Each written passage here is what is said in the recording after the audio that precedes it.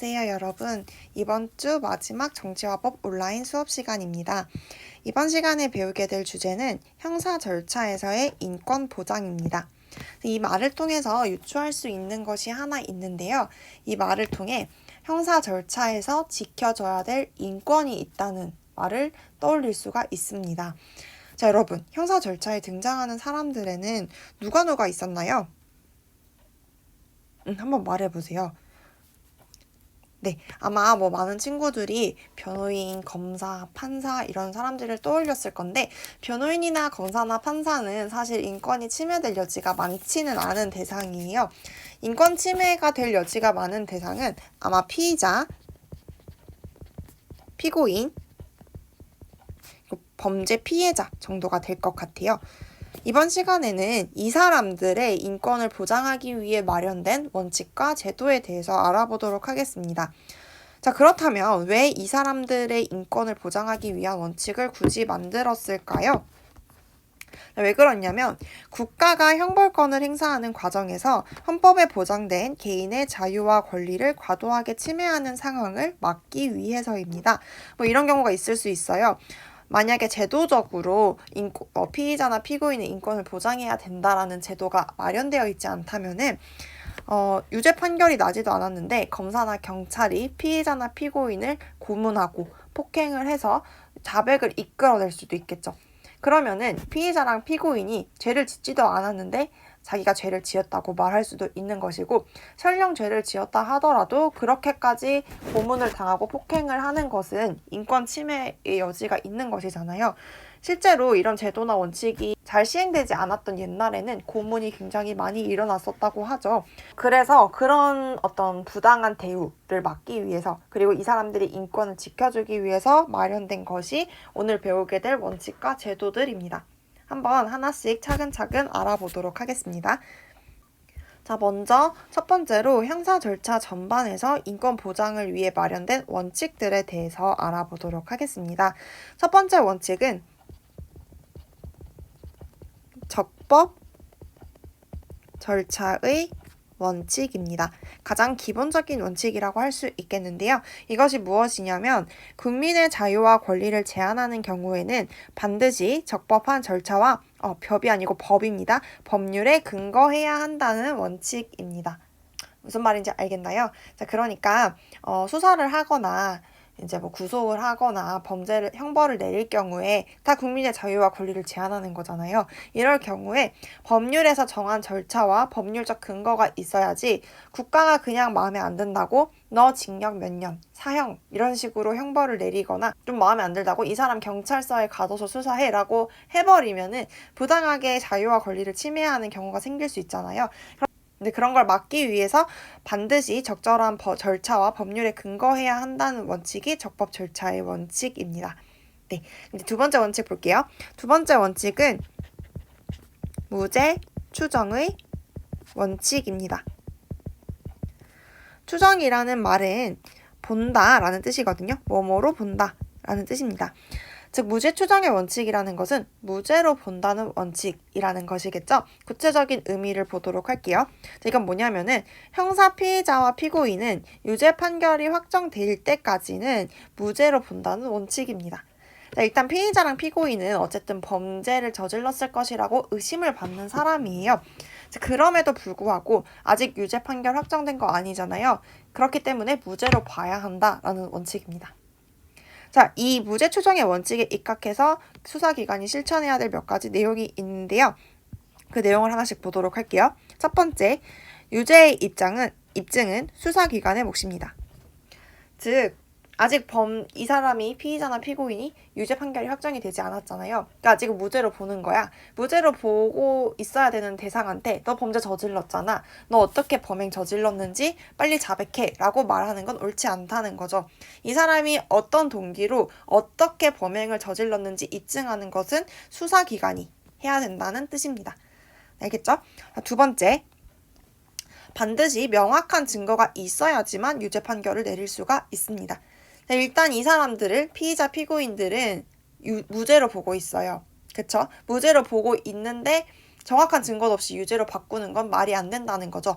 반드시 이 사람이 유죄라는 걸 입증할 수 있는 증거가 나와야지만 유죄 판결을 받을 수 있다라는 것 알아두시고요.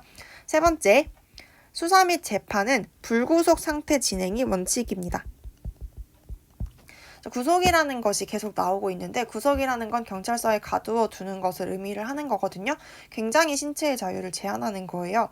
일단 이 피의자랑 피고인은 무죄로 보고 있기 때문에 신체의 자유를 함부로 제한할 수는 없는 것이겠죠. 그렇기 때문에 일단 원칙은 불구속 상태에서 진행을 하는 것이 원칙입니다. 알겠죠? 이게 다 무죄 추정의 원칙에서 파생된 내용이라고 할 수가 있습니다. 자, 그러면 세 번째 원칙 보도록 할게요. 세 번째 원칙은 진술 거부권입니다. 다른 말로 묵비권이라고 하는데 많이 들어봤죠? 자, 이 진술 거부권의 의미를 볼게요. 진술 거부권은 뭐냐면 피의자나 피고인이 수사 및 형사 재판 절차에서 불리한 진술을 강요당하지 않을 권리입니다. 즉 피의자나 피고인은 수사를 받을 때나 형사 재판을 받을 때 자신한테 불리한 진술을 굳이 하지 않아도 됩니다. 가만히 있어도 돼요. 그리고 이거 중요한데 수사기관과 법원은 각각 피의자랑 피고인한테 당신은 진술 거부권이 있습니다를 알려줘야 돼. 이걸 알려주지 않고 얻은 진술은 증거 능력이 없습니다. 알겠죠? 즉, 당신은 진술 거부권이 있습니다 라고 말한 이후에 이 사람이 자백하면 그 자백은 증거로 쓰일 수 있는데 진술 거부권을 말해주지 않고 얻은 자백은 증거 능력이 없다는 거죠. 자, 혹시 들어봤는지 모르겠는데 혹시 미란다 원칙이라고 알고 있나요? 사실 유명한 거죠. 미란다 원칙은 뭐냐면 당신은 변호사를 선임할 수 있으며 불리한 진술을 강요당하지 않을 권리가 있습니다를 읊어줘야 한다는 원칙이 미란다 원칙입니다. 범인을 체포할 때 경찰들이 항상 이 말을 하거든요. 이 원칙이 왜 생겼냐면 1963년에 미란다라는 사람이 어떤 아이를 납치하고 강간을 했대요. 그래서 그 혐의로 체포를 당했어요. 2명의 경찰관이 이제 이 사람을 체포해서 조사를 했거든요. 조사를 하는 과정에서 미란다라는 사람이 자기가 범행을 저질렀다고 자백을 했어요. 그런데 형사재판이 시작이 되자 미란다가 진술을 번복하는 거야. 그리고 나는 진술 거부권을 고지받은 적이 없다. 그런 상황에서 진술을 하라고 강요하는 것은 내 헌법에 보장된 진술 거부권을 침해하는 것 아니냐. 증거 능력 인정하면 안 된다라고 주장을 하는 거죠. 그래서 실제로 그때 법원이 증거 능력 인정할 수 없다고 해서 무죄 판결을 내렸어요. 이 사람이 자백을 했음에도 불구하고. 그때 이후로 경찰관들이 노이로제가 걸린 거지. 그래서 그때 이후로 범인을 잡을 때마다 무조건 미란다 원칙을 읽게 되었습니다. 우리나라도 마찬가지고요. 알겠죠? 이거 기억해 주세요. 그러니까 미란다 원칙을 길게 설명한 이유는 이 진술 거부권을 고지하지 않고 얻은 진술은 증거 능력이 없다는 걸 설명하기 위해서였습니다. 이제 네 번째 원칙 보도록 할게요. 네 번째 원칙은 미란다 원칙 할 때 나왔던 겁니다. 자, 뭐냐면 변호인의 조력을 받을 권리입니다.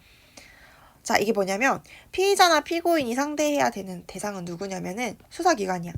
수사기관에는 경찰과 검사가 있다고 했죠. 자, 그런데 경찰과 검사 같은 경우는 법률을 잘 알고 있는 법률 전문가입니다. 이 법률 전문가인 사람들과 얘기를 해야 되는데 사실 일반인들은 법률에 대한 지식이 별로 없잖아요. 애초에 게임이 안 되는 싸움인 거죠. 그래서 어느 정도 게임이 되게 만들기 위해서 변호인의 도움을 받을 수 있는 또 다른 법률 전문가인 변호인의 도움을 받을 수 있는 권리를 헌법에 보장을 해두고 있습니다. 자, 그런데 변호인을 선임해 본 사람들은 알겠지만 변호사 한 명을 고용을 하는데 굉장한 돈이 듭니다. 네, 돈이 없는 사람도 있을 수 있잖아요. 그런 경우에는 변호인의 조력을 받을 권리를 포기해야 되냐? 아닙니다. 자, 그런 사람들을 위해서 마련된 제도가 바로 국선 변호인 제도입니다. 국선 변호인은 국가가 뽑은 변호인이라는 뜻인데요.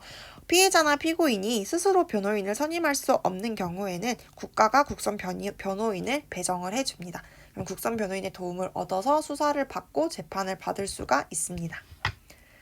알겠죠? 자, 마지막 원칙 보도록 할게요. 마지막 원칙은 고문과 자백의 강요를 당하지 않을 권리입니다.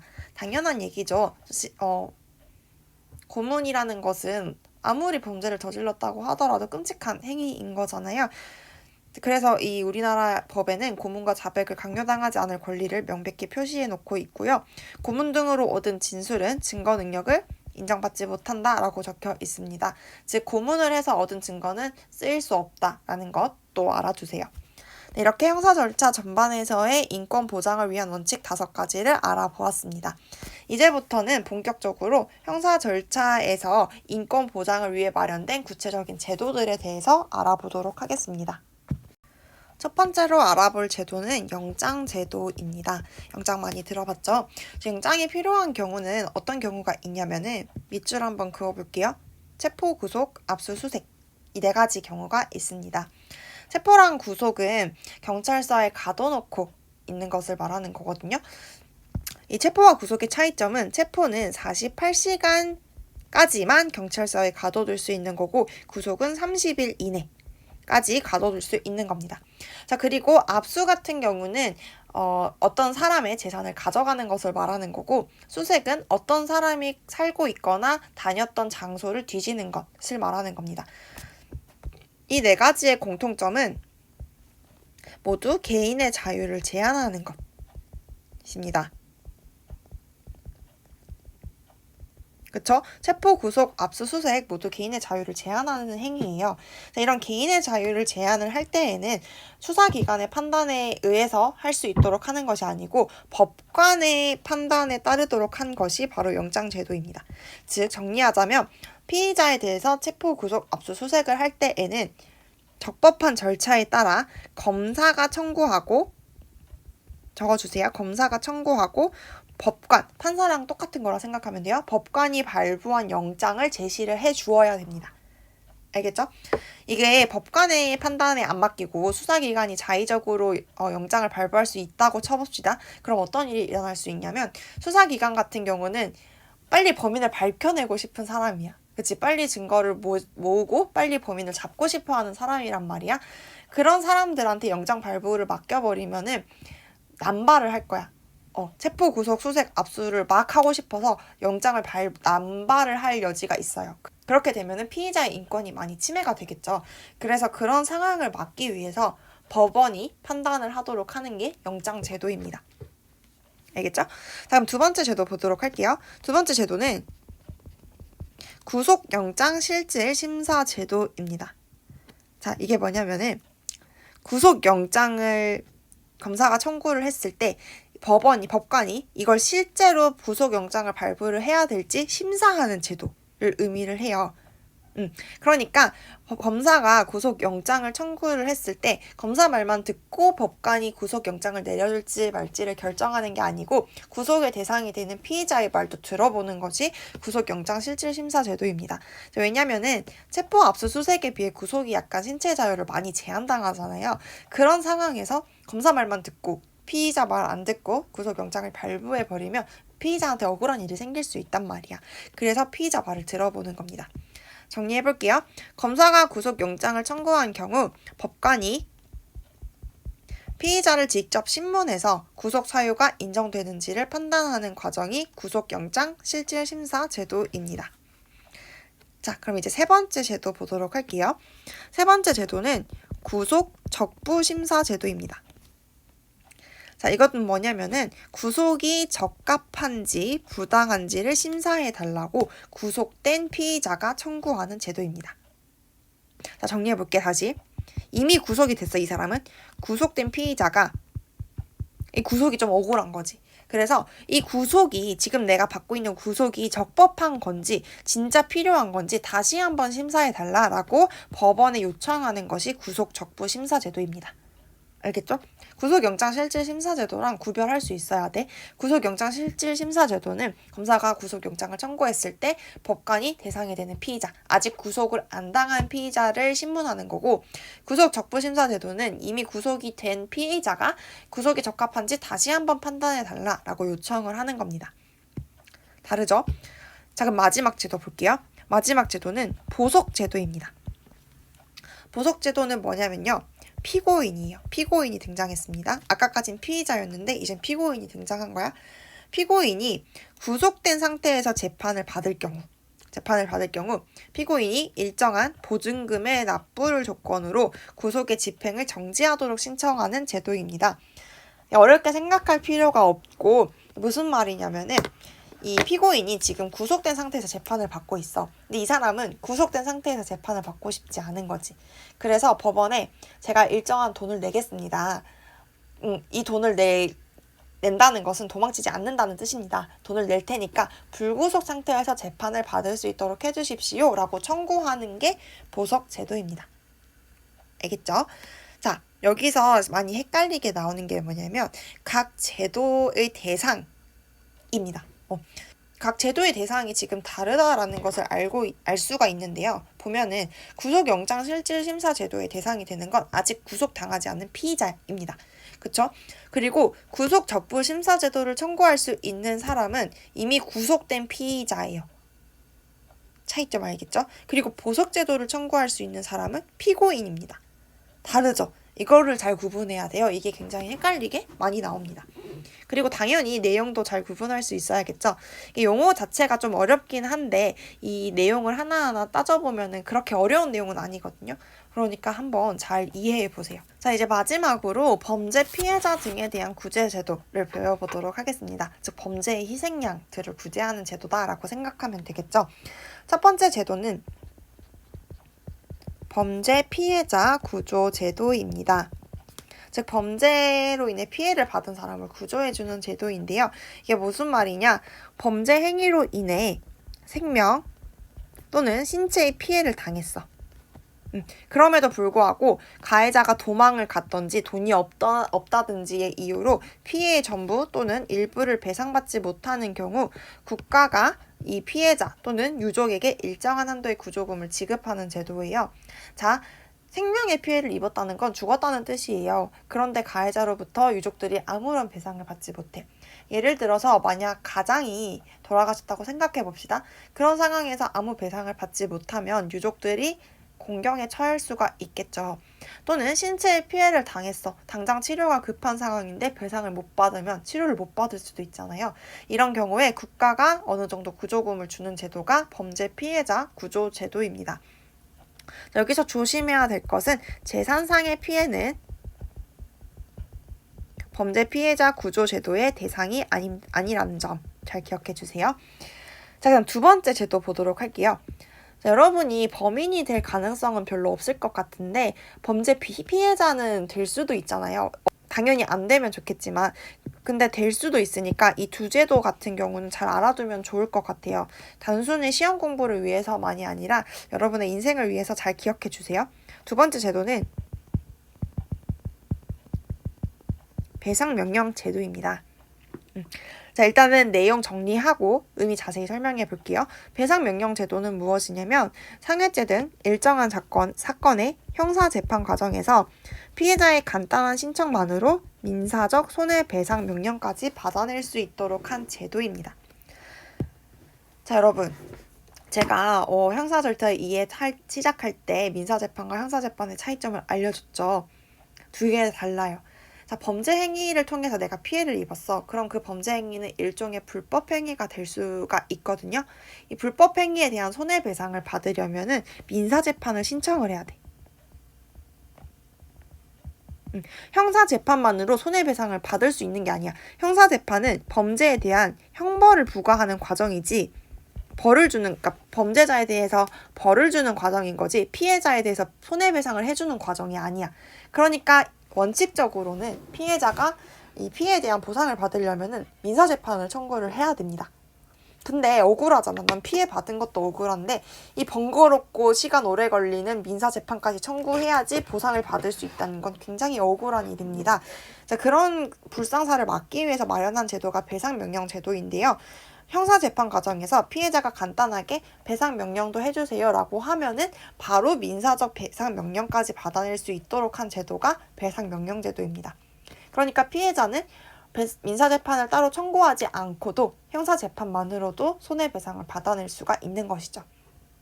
자, 이걸 둔 목적은 피해자가 신속하고 간편하게 보상을 받을 수 있도록 하기 위함입니다. 민사재판은 아까도 말했지만 굉장히 번거롭잖아요.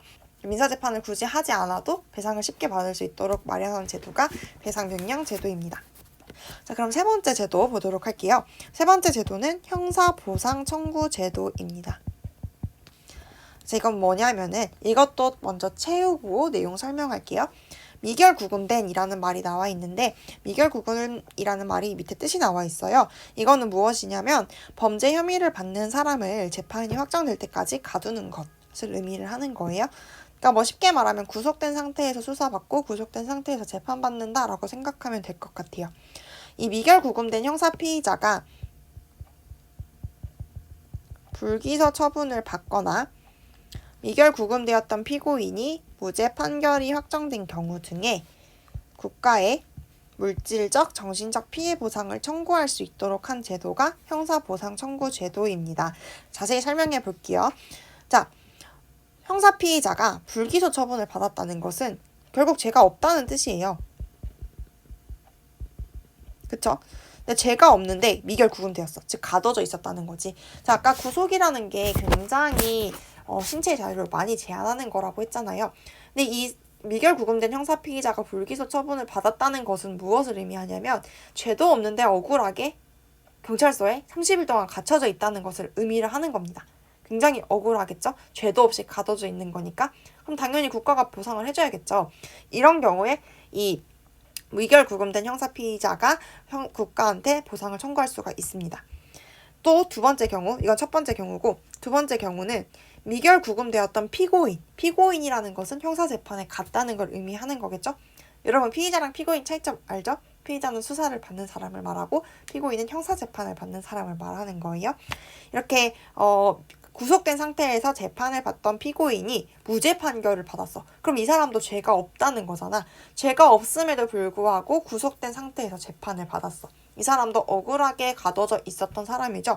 이 사람 같은 경우도 국가에 보상을 청구할 수가 있습니다. 어쨌든 이렇게 죄가 없이 억울하게 가둬져 있었던 사람들한테 사람들이 국가한테 물질적, 정신적 피해 보상을 청구할 수 있도록 한 제도가 형사보상 청구 제도입니다.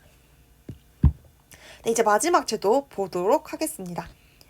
마지막 제도는 명예회복 제도입니다. 자, 이거 무엇이냐면 사람들은 사실 판결에는 큰 관심이 없고 뉴스를 보면 알겠지만 누가 재판에 출석했다, 누가 기소되었다라는 뉴스에 더 관심이 많아. 사람들은 그 뉴스만 보고 이 사람 죄 저질렀구나, 나쁜 놈이네 라고 생각을 한단 말이야. 여러분도 그런 적 있죠? 사실 재판을 받거나 재판을 받는다는 사실만으로 명예가 굉장히 많이 실추가 됩니다. 그런데 무죄 판결을 받았어. 그럼 이 무죄 판결 받은 것을 사람들한테 널리 알려야 될 거 아니야. 그러니까 국가한테 내 명예, 내 실추된 명예를 회복시켜 달라고 요청하는 게 명예회복 제도입니다. 자, 그럼 어떻게 요청을 할 수 있는지 보도록 할게요. 자, 무죄 판결 등이 법원에서 확정된 경우 무죄 재판 사건 등에 대한 재판서를 법무부 홈페이지에 게재해 줄 것을 무죄 재판 사건의 피고인이 검찰청에 청구할 수 있는 제도입니다. 알겠죠? 그러니까 검찰청에 가서 내 무죄 재판서를 법무부 홈페이지에 올려달라고 요청할 수 있는 제도라는 것을 기억해 주면 될 것 같습니다. 종종 이 두 개가 헷갈리게 바꿔서 나오더라고요. 그러니까 주체 잘 기억해서 외워주면 되겠습니다. 오늘도 마찬가지로 여러분이 잘 이해했는지 확인하기 위해 문제 풀어보고 마치도록 하겠습니다. 오늘도 마찬가지로 여러분이 먼저 풀어보고 제 해설을 들어주세요. 네, 다 풀어보았나요? 그러면 풀이하도록 하겠습니다. 자, 두 가지 질문이 나와 있는데 각각의 질문부터 보도록 할게요. 첫 번째 질문은 당신은 기소되었습니까? 라는 질문입니다. 자, 기소가 뭐였지 얘들아? 기소는 형사재판을 청구하는 것이라고 했습니다. 즉 이 말은 무슨 말이냐? 당신은 형사재판에 갔습니까? 라는 질문과 똑같은 질문이라고 생각하면 됩니다. 그럼 이제 두 번째 질문 볼게요. 당신은 형사보상을 청구할 수 있습니까? 라고 되어 있네요. 자, 형사보상이라는 말이 나왔습니다. 형사보상 제도를 떠올리면 돼요.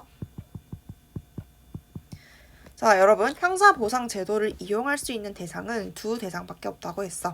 자, 뭐였냐면은 불기소 처분을 받은 미결 구금대, 즉 구속 상태에서 수사를 받은 피의자가 첫 번째 대상이고, 두 번째 대상은 무죄 판결을 받은 미결 구금된, 즉 구속 상태에서 재판을 받은 피고인이었습니다. 이 두 대상밖에 형사보상을 청구할 수 없다고 했어요. 자, 이걸 정리해놓고 갑을병의 상태를 각각 보도록 할게요. 자, 갑 같은 경우는 형사재판에 갔습니까? 라는 질문에 아니요 라고 답을 했어요. 그러면 갑은 형사재판에 간 적이 없어. 자, 그리고 당신은 형사보상을 청구할 수 있습니까? 라는 질문에 예 라고 대답을 했습니다. 자, 그러면은 갑은 형사보상을 청구할 수 있어. 그럼 1번 또는 2번 대상이 된다는 건데 1번과 2번 대상 중에 어떤 대상이 해당이 되는 걸까요? 피의자 같은 경우는 수사를 받는 사람, 피고인은 형사재판을 받는 사람이야. 근데 갑은 형사재판에 간 적이 없잖아요. 그러니까 피고인은 된 적이 없어. 그러니까 갑의 경우에는 1번 대상이라고 할 수가 있는 거죠. 알겠죠? 그럼 이제 을 볼게요. 을도 역시 형사보상을 청구할 수 있다고 합니다. 즉 1번 또는 2번 대상이 된다는 것인데 을의 경우에는 기소가 되었어. 즉 형사재판에 간 적이 있다는 겁니다. 즉 을은 피고인이라는 것이죠. 그렇기 때문에 을은 1번이 아닌 2번 대상에 속한다라고 할 수가 있는 거죠. 자, 그 다음 병 볼게요. 병 같은 경우는 형사재판에는 갔는데 형사보상은 청구할 수 없대요. 자, 이런 경우에는 어떻게 케이스를 정리할 수 있냐면 두 가지로 케이스를 정리할 수가 있어요. 첫 번째는 이 사람이 구속이 되지 않은 상태에서 재판을 받은 거지. 네, 구속이 되지 않은 상태에서 재판을 받았는데 무죄 판결을 받은 경우. 이런 경우에는 억울하게 가둬진 적이 없는 거잖아. 그러니까 형사보상을 청구할 수가 없는 거야. 자, 그 다음에 유죄 판결을 받은 경우. 유죄 판결을 받은 경우도 억울하게 가둬져 있는 게 아닌 거잖아요. 죄를 저질렀으니까 가둬져 있는 걸 수도 있겠죠. 또는 아예 안 가둬졌을 수도 있겠죠. 안 가둬졌을 때는 당연히 형사보상을 청구 못하는데 가둬진 상태에서 재판을 받았다고 해도 유죄 판결을 받으면 형사보상 청구 못해요. 왜냐하면 유죄니까. 죄가 있어서 억울하게 가둬진 게 아닌 것이기 때문에 청구할 수가 없습니다. 그럼 이렇게 정리를 해놓고 보기를 보도록 할게요. 1번. 갑은 구금되지 않거나 불구속 상태에서 수사를 받고 무혐의 처분을 받았을 것이다 라고 되어 있는데 형사보상을 청구하려면 반드시 구속 상태에 처해 있었어야 됩니다. 만약에 구금되지 않거나 불구속 상태에서 수사를 받았다, 형사보상 청구할 수 없습니다. 2번 볼게요. 을은 불구속된 상태에서 기소된 후 선고유예의 판결이 확정되었을 것이다 라고 되어 있는데 형사보상을 청구하려면 무죄 판결을 받아야 된다고 했죠. 자, 그런데 이 선고유예는 일종의 유죄라고 했습니다. 유죄 판결이기 때문에 유죄 판결을 받으면 형사보상 청구 못하잖아요. 그렇기 때문에 2번 틀렸고요. 3번 볼게요. 을은 형사보상을 법원에 청구할 수 있고, 네, 이거 맞아요. 이거 앞에서는 안 배웠는데 형사보상은 법원에 청구하는 겁니다.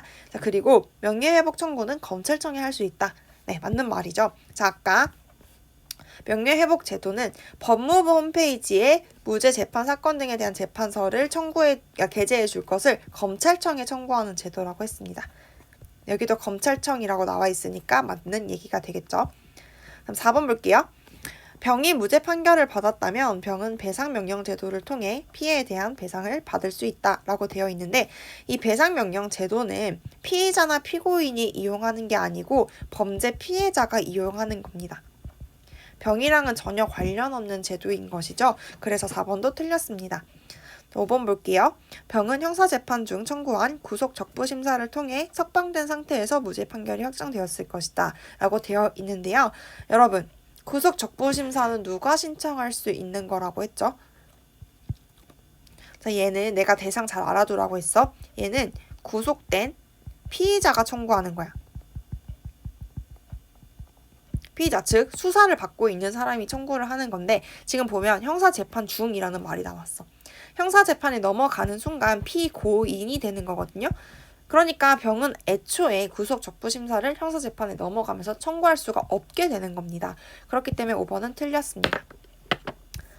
네, 이렇게 오늘 해야 될 내용을 다 해보았는데요. 사실 용어가 굉장히 복잡하고 어려운 내용이란 걸 알고 있습니다. 하지만 여러분은 잘 이겨낼 거라 믿어요. 네, 그러면 이번 수업 시간 마치도록 하겠습니다. 오늘도 정말 수고 많았습니다.